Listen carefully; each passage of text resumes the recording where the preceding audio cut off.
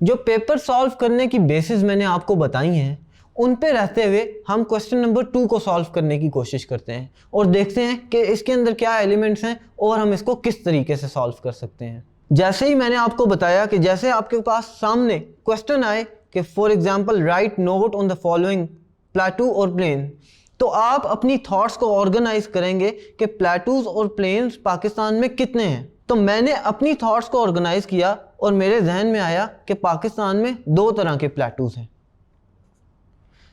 यहां पे मैं उनका जिक्र भी करता चलता हूं। आप इसको डिफरेंट कलर की हेडिंग देंगे। पहले आप प्लेटूज के बारे में बताएंगे कि प्लेटूज क्या हैं। इसके इंट्रोडक्शन के बाद आप जो 2 डिफरेंट कलर की हेडिंग है, फॉर एग्जांपल आप इसको अगर 1 देते हैं तो इसके बाद इनको ए और बी के नाम से मेंशन करें ताकि इनमें वाज़ेह डिफरेंस आ जाए। तो पहले हैं पोटोहार प्लेटू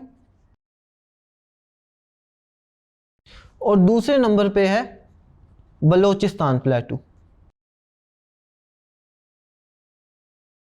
इनको सतह मुर्तफ़ा पोटोहार और सतह मुर्तफ़ा बलोचिस्तान भी कहते हैं।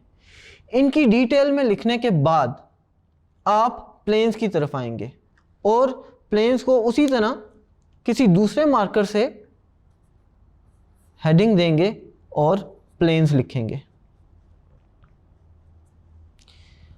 अब यहां पे भी आपको थॉट ऑर्गेनाइज करनी है कि प्लेन्स किस किस्म के हैं पाकिस्तान में।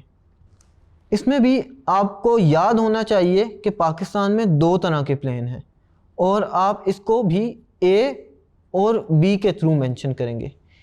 एक है अपर इंडस प्लेन और दूसरा है लोअर इंडस प्लेन।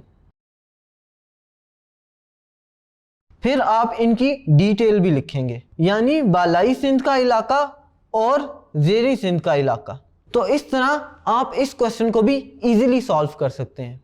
आपके पास जब भी क्वेश्चन आए तो आप डिटेल में एक मैप बना लें अपने माइंड में कि आपने इसको किस तरह सॉल्व करना है और इसके थ्रू आप इसको इजीली सॉल्व कर सकते हैं। याद रखिए कि अपनी हेडिंग्स को और अपने टेक्स्ट को डिफरेंट कलर्स दीजिए ताकि एग्जामिनर आपके ना नंबर काटे।